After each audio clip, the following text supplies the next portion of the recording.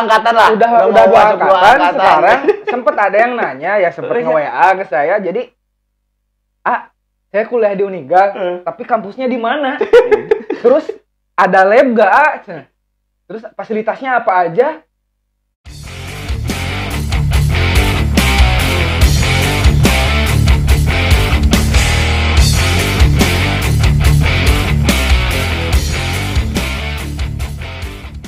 Halo, assalamualaikum warahmatullahi wabarakatuh. Kembali lagi di segmen Mari Mulai. Nah, sekarang saya sedang bersama teman-teman dari Ruang Bicara. Itu ada di Instagram. Sebetulnya Mari Mulai ini terinspirasi dari teman-teman juga. Teman-teman membuat satu itu segmen lah. Segmen atau ruang diskusi. Sebetulnya kalau misalkan itu teh lebih ke apa, Adit? Sebenarnya kalau disebut ruang diskusi emang intinya ke situ sih ya. Intinya ke situ. Cuma kita ngebahasnya lebih ke per segmen, step by step gitu. Jadi mencoba mendigitalisasi gerakan mahasiswa gitu ya. Gitu. Bisa.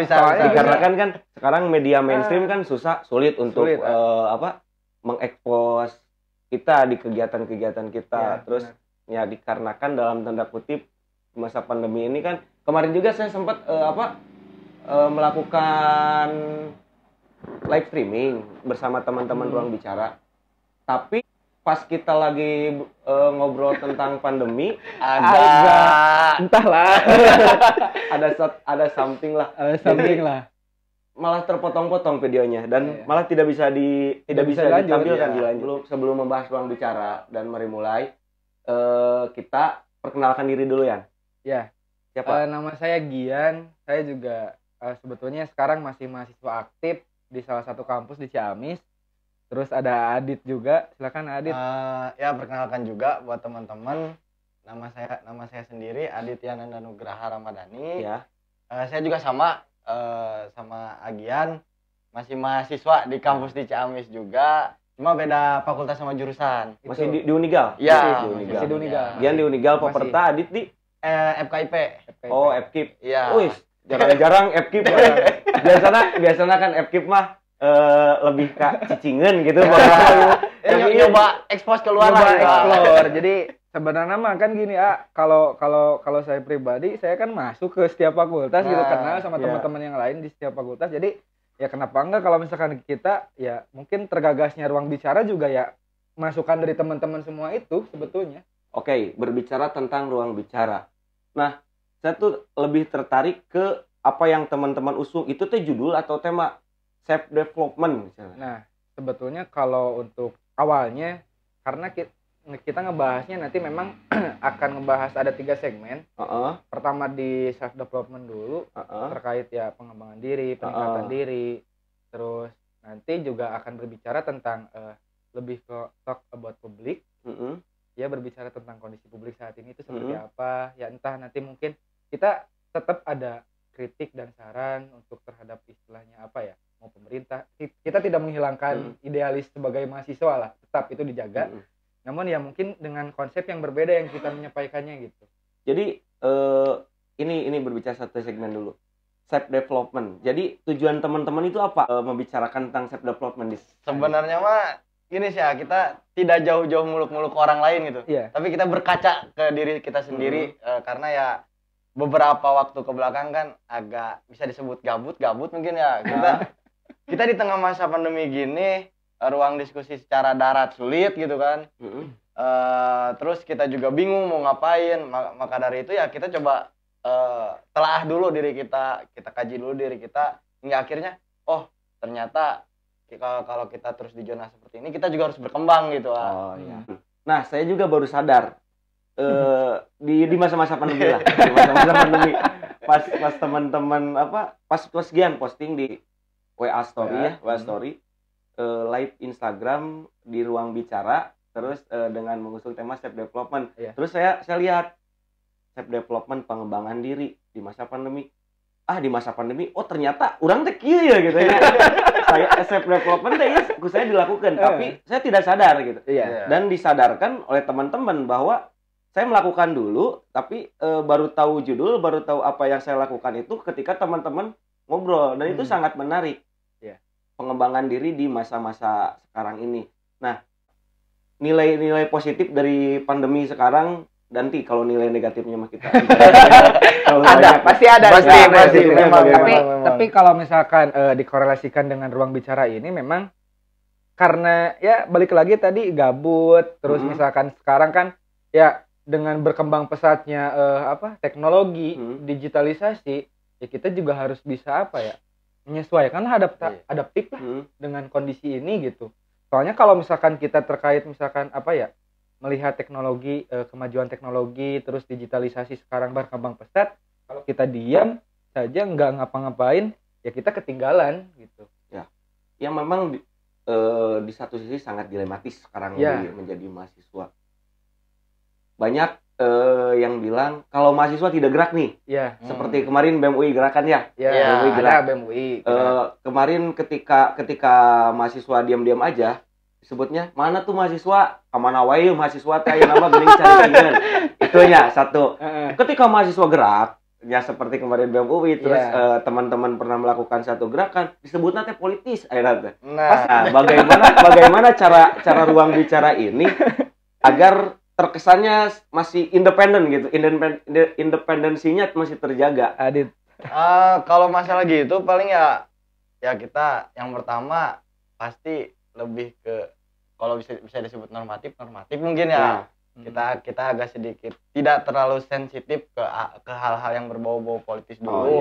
Makanya ketika tadi disinggung masalah self development itu sendiri, ya kita mencoba ke ranah itu dulu gitu, karena kan kalau misalkan kita berbicara gerakan kolektif juga nggak mungkin tercipta gerakan itu ketika gerakan individual tidak terbangun juga. Betul kayak gitu. Betul. Jadi sebelum kita bergerak ke ranah yang lebih besar, bagaimana kita cara mengembangkan diri dulu. Bukan berarti kita tidak peduli dengan hal-hal yang lain. Benar. Tapi sebelum kita beranjak ke hal-hal yang lebih besar, mungkin diawali dari hal yang terkecil, yaitu pengembangan diri. Dari diri sendiri dulu lah. Bagaimana untuk agar bisa notice ke teman-teman.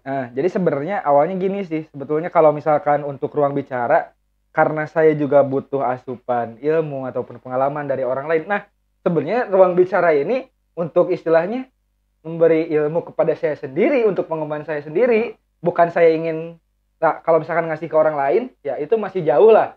Sebetulnya kalau misalkan untuk ruang bicara, minimalnya untuk diri sendiri dulu lah gitu. Jadi awalnya mungkin teman-teman ingin mengeksplor diri, diri di ruang bicara ini. Tapi ini kalau menurut saya ini adalah satu potensi besar untuk menjadi sarana media. Mudah-mudahan. Sarana media berdiskusi. Tapi ya mungkin ya kan dikarenakan sekarang Instagram dalam tanda kutip kebanyakan dipakai oleh kalangan muda. Mungkin dengan teman-teman membuka satu ruang, yaitu ruang bicara ini di media sosial Instagram, bisa membuat menotice teman-teman yang tadinya bisa dibilang apatis atau lupa akan gerakan atau nilai-nilai gerakan mahasiswa, dan bisa dibangkitkan kembali. Soalnya gini jadi kalau misalkan gini kan diskusi yang tatap muka biasa sekarang kan udah PPKM lah, jarang gitu. Terus minat dari teman-teman pun yang saya rasa ya berkurang untuk diskusi langsung. Ya ada diskusi, ya tetap orang-orang itu aja yang diskusi. Nah, makanya saya ada ruang bicara terus di Instagram. Teman-teman kan sekarang aktif di medsos ya, Instagram dan lain sebagainya. Apa masuk gak sih kalau misalkan konsep diskusi sharing ini dibawa ke media sosial ini gitu? Secara tidak langsung kan, daripada sekarang buka scroll, explore Instagram dan TikTok. Kita juga lihat diri sendiri juga gitu kan. Kita buang-buang kuota gitu. Buang-buang kuota terus lihat-lihat yang joget-joget doang gitu kan. Ya lama-lama mumet juga gitu. Kenapa enggak kita yang dilihat orang lain gitu. Untuk sekarang perkembangannya ini kan baru mulai nih, kalau yang saya lihat baru berapa seminggu lebih lah. Seminggu. Tapi udah luar biasa penontonnya. Insya Allah, alhamdulillah gitulah. Followernya berapa sekarang? Sekarang udah ada 60 berapa lah. Baru juga nyampe ke kisaran 60 follower. Tapi viewer kan? Viewers itu kemarin pas terakhir live itu ada 100 berapa penonton total ya. Kalau misalkan di Instagram kan ada ada penonton puncak Misalkan yang Tetap, standby di tetap. live itu berapa? Misalkan kemarin itu hanya ya 10 sampai 15 penonton sih. Tapi alhamdulillah gitu. Ya. Ada yang standby nonton live sampai akhir juga gitu. Ya, oke, sangat menarik. Tapi di selain self development ada segmen apa aja? Ya mungkin kedepannya setelah istilahnya self development kita lebih ke berbicara tentang kehidupan dan cinta, tapi cinta di situ bukan berarti tentang something ya, bukan romansa dengan lawan jenis saja. Bukan romansa dengan lawan jenis saja, tapi lebih kepada bagaimana sih kita mencintai lingkungan kita sendiri gitu. Ya circle terkecil kita dulu lah gitu, sebelum kita meluas ke hal lain gitu. Nah, berbicara tentang lingkungan, kayak agak tertarik.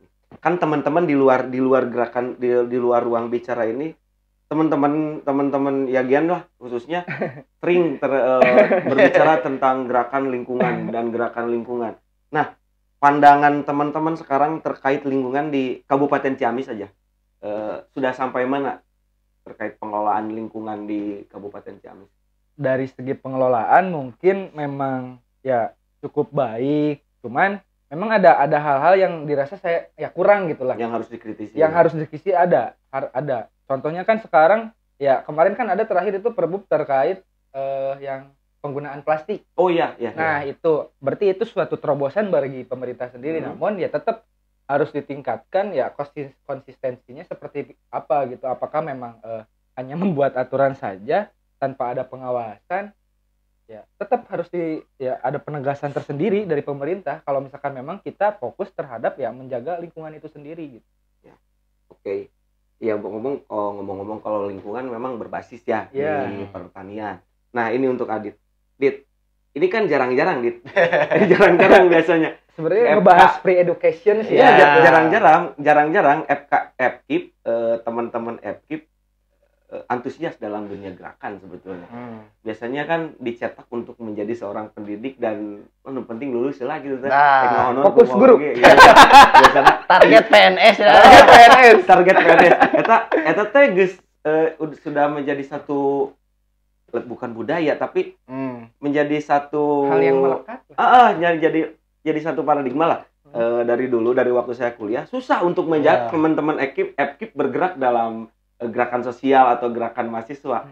Nah, bagaimana ini Adit bisa tergerak dalam gerakan dunia gerakan mahasiswa? Kalau yang ini ya, yang kita dan pokoknya teman-teman FKIP saat ini bangun gitu kan, kita mencoba lebih ke mendorong ke gagasan yang memang diutarakan oleh Paulo Freire itu sendiri gitu kan. Ada seorang penggagas dari Brazil berbicara bahwa pendidikan itu adalah sebuah kebebasan gitu. Nah makanya ketika saat ini teman-teman dari FKIP itu sendiri, kita lebih ke mendorong ranah-ranah bahwa pendidikan itu bukan hanya ada di ranah guru gitu. Kita semua bisa belajar dari mana saja, dari siapa aja, dari hal apa aja gitu. Makanya janganlah gitu sampai ketika berbicara pendidikan identik dengan guru saja. Itu yang pertama gitu. Terus yang kedua, ketika di pandemi ini gitu kan. Berbicara di pandemi ini gitu kan.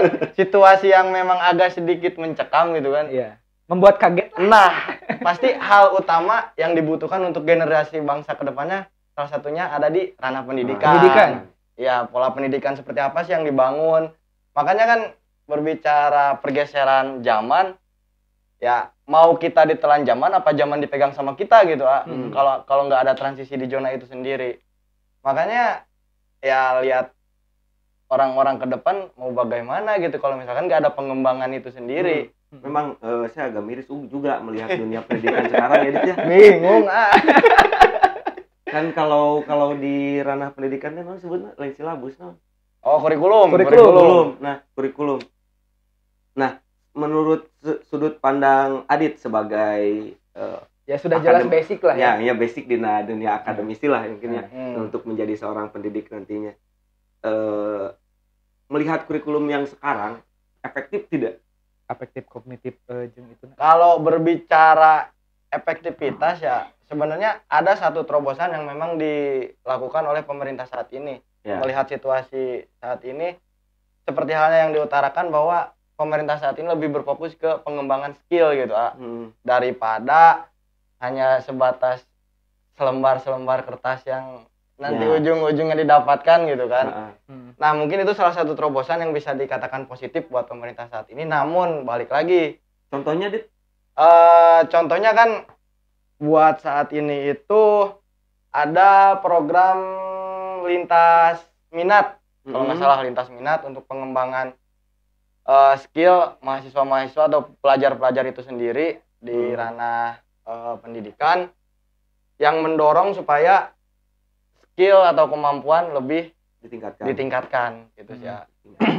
Oke, jadi peran pendidikan itu bukan hanya di dunia pendidikan formal, tapi lingkungan atau keluarga juga sangat berpengaruh dari dunia pendidikan. Nah, ketika kita berbicara pendidikan formal saat ini, kan kebanyakan sekarang di dunia pendidikan, apalagi di kalangan dari SMA ke bawah itu kan ya sudah agak kurang gitu. Saya melihat di lingkungan saya aja ya. Jadi ada yang merasakan, wah, urang meresep ayeuna mah cenah teh sakola cenah. Tapi aya nu ngomong di urang mah hayang euy cenah jiga nu baheula gitu. Nya kayak teman-teman yang dulu yang belum masuk ke masa pandemi, tapi non teh ya sekolahnya teh sekolah bener gitu. Iya. Soalnya kan kalau berbicara pendidikan pasti yang diutamakan itu ada 3 aspek gitu, dari mulai sikap, pengetahuan, dan juga keterampilan. Nah, mungkin ketika berbicara situasi saat ini ada beberapa aspek yang kurang didukung atau kurang teroptimalisasikan. Maka dari itu seperti tadi sempat tersinggung oleh AA bahwa peran keluarga di masa seperti itu sangat penting karena pendidikan itu sebenarnya dasarnya itu ada di keluarga itu sendiri. Ya. Bahkan miris ya ketika kemarin ada tingkat lah di kampus.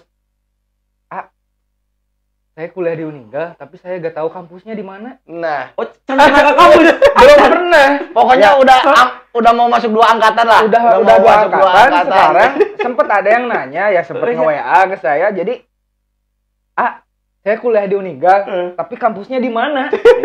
Terus ada lab gak? Terus fasilitasnya apa aja? Mereka bayar, tapi nggak tahu kampusnya di mana.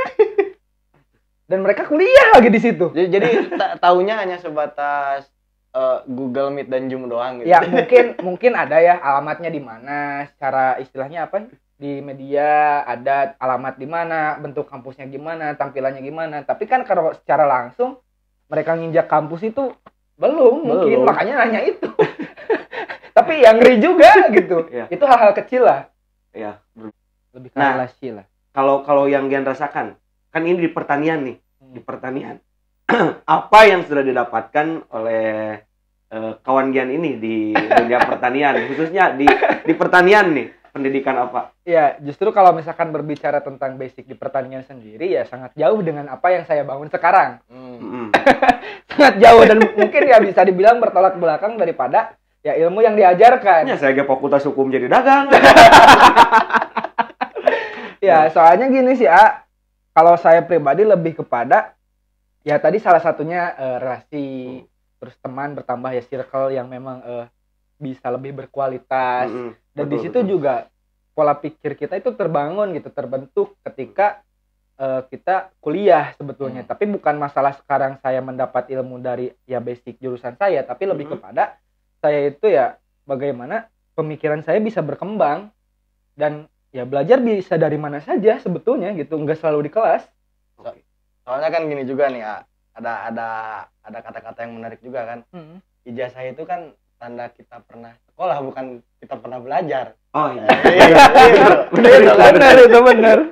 Ijazah tanda kita pernah sekolah. Benar. Belum tentu kita di sekolah belajar. Benar. Bahkan ada sih banyak gitu yang mungkin yang masih beli teman-teman. Sorry, ups. Loba eta mah. Oh iya. Hayang nanti SPG kan semester pendek nama teu diajar heula apa-apa langsung ujian. Ya, dapat nilai gitu. Ya. Nah, pencapaian berbicara tentang pencapaian. Kalau saya dulu mempunyai pencapaian ini dulu ya, waktu masih idealisnya menjadi aktivis mahasiswa. Orang erek kawin jeung dokter atau erek kawin jeung PNS, urang erek tetap bergelut di dunia pergerakan, tetap mengkritisi pemerintah dan pemajikan nu gawe mah. Nah, dan saya akan tetap bangun siang. Jadi cita-cita orang teh baheula teh hudang beurang dan alhamdulillah sekarang kecapaian dan tadi teh sukses. Berarti sudah sukses. Pencapaian teman-teman nih. Adit, nanya dulu ke Adit. Pencapaian Adit untuk kedepannya. Kalau disebut pencapaian mungkin untuk saat ini masih tahap pencarian ya. Tapi kalau harapan, kalau berbicara harapan untuk kedepannya, ya sesuai dengan basic lagi gitu kan. Ya, menjadi pendidik. Nah, jadi seseorang yang bisa mendidik gitu. Ya. Soalnya ketika melihat relate saat ini kan, realitas saat ini, ya masuk ke zona-zona krisis nih masalah pendidikan tuh gitu. Jadi ya cita-cita saya bisa membantu mengembangkan ranah pendidikan itu sendiri. Jadi masih linear kan? Iya. Linear kan. Gini FKIP ya. Pertanian. Minat kan jadi petani. Jadi petani milenial ya. Kemarin saya teh ngundang ya. Iya. Ngundang satu anak petani dari organisasi Serikat Petani Pasundan, kuliah di Fakultas Hukum, namanya Yosef, dan sekarang sukses menjadi advokat. Tapi beliau merasa dunia advokat itu bukan satu tujuan. Ya. Dia tetap bergelut di dunia pergerakan petani, khususnya di land reform atau reforma agraria. Ya. Nah, walaupun dia sekarang sudah advokat, tapi tetap masih bercocok tanam. Masih. Dia mempunyai ladang paneli atau panila sekarang teh, dan dia berkehidupan dari sana. Nah, ini untuk teman-teman di Paperta nih.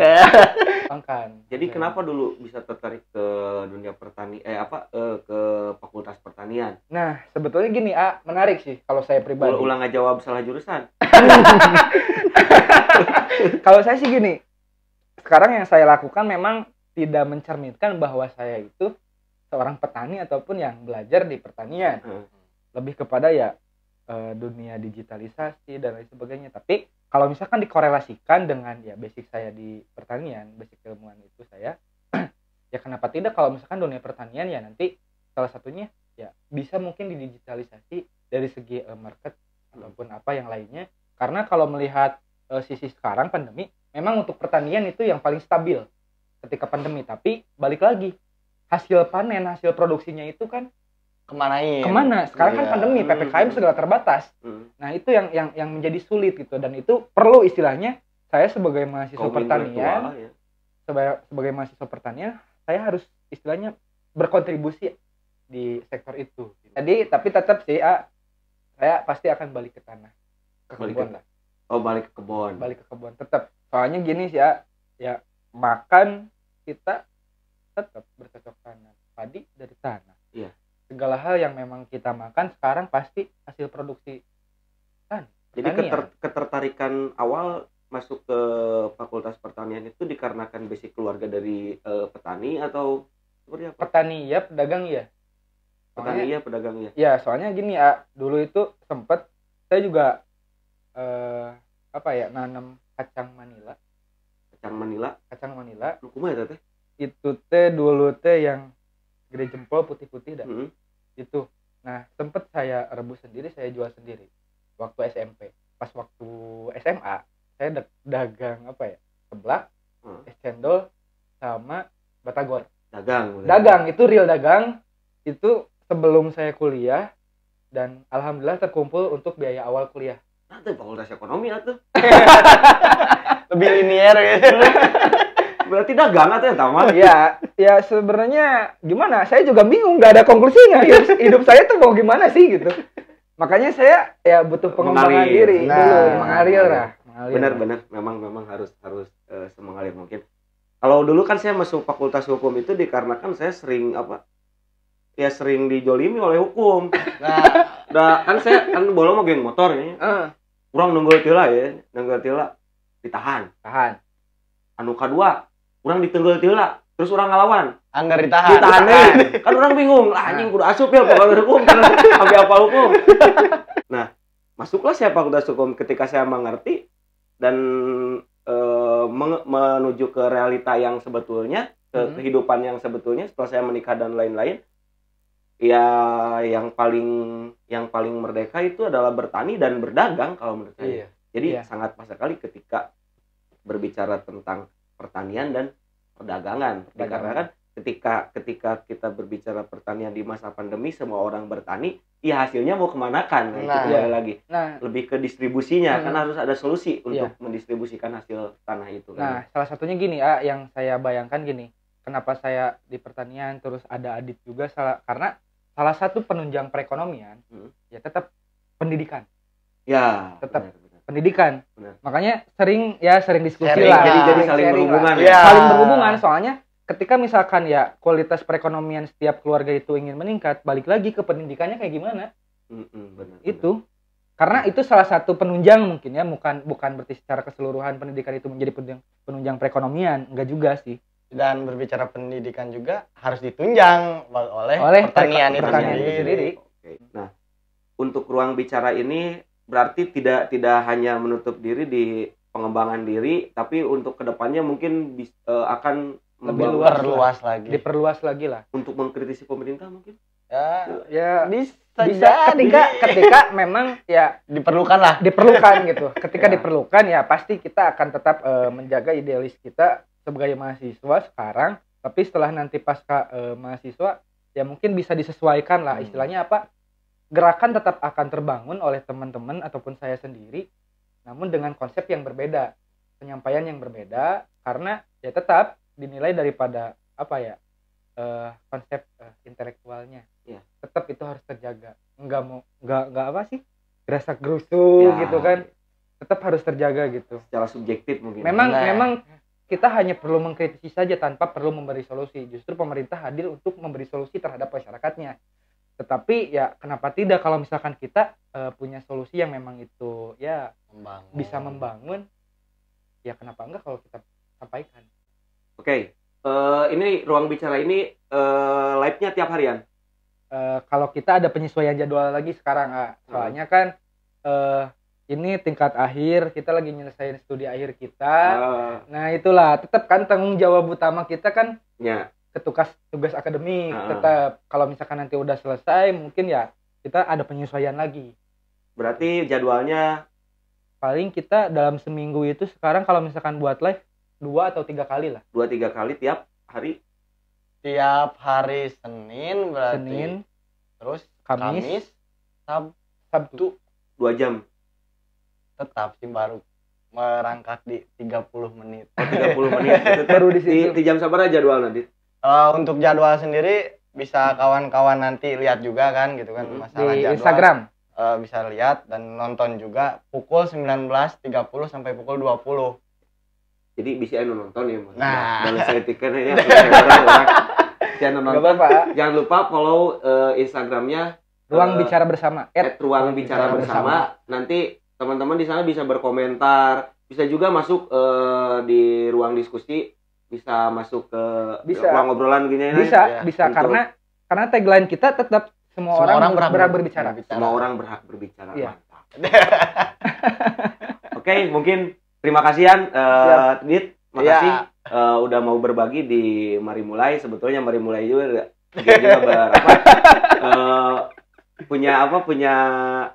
punya kontribusi di Mari Mulai. Saya berdiskusi ya. Itu bingung segmennya apa? YouTube saya kan segala aya ya. Random. Da awalnya saya hanya ingin mendokumentasikan kehidupan saya pribadi agar bisa dilihat anak saya nantinya gitu kan. Ada jejak digital. Kalau dulu mah kan aksi saya bikinnya clipping koran kan tentunya sampai sekarang masih ada. Nah, kalau sekarang kan bingung koran eueuhnya. Terus kayaknya ku media digital kan, media digitalnya iyalah salah satu anu pun saya bisa ini disimpan dina hard disk laptop leungit, disimpan dina PC harddisknya korup, disimpan dina HP bisa we kan HP leungit, tapi ketika saya mendokumentasikan di YouTube nya bisa dinikmati oleh anak saya ketika saya mungkin sampai nanti sudah tidak ada gitu. Makasih Siap, Gian, Dit, sama-sama. mudah-mudahan ruang bicara bisa berkembang. Amin. Independensinya masih bisa dijaga. Amin. Dan Amin. bisa menyadarkan mahasiswa bahwa mahasiswa itu harus bisa berkontribusi terkait gerakan-gerakan sosial. Dikarenakan mahasiswa disebutnya itu bahwa agent of change, agen perubahan. Nah, mudah-mudahan sekarang dengan adanya ruang bicara ini bisa mengembalikan lagi marwah gerakan mahasiswa dengan cara didigitalisasi dan bisa mengembangkan lagi potensi-potensi mahasiswa saat ini. Nah, kalau boleh closing gini dari saya, karena ini situasi pandemi, kalau bisa teman-teman itu ya kita itu jangan terlalu berkutat terhadap pandemi. Ya. Yuk keluarkan bareng-bareng gitu dari mindset kita tentang pandemi, karena kita harus bisa adaptif terkait kondisi saat ini. Ya kita harus bisa explore itu. Kalau misalkan kita mau berkembang, itu sih. Ya, dan semakin kita bicarakan COVID, ya semakin lama COVID ini terjadi sebenarnya. Iya. Butuh inovasi-inovasi yang memang membangun untuk penunjang diri kita ke depannya juga. Gitu. Oke, siap. Makasih Dit. Makasih. Siap, ya. Jangan lupa, mari mulai. Assalamualaikum warahmatullahi wabarakatuh.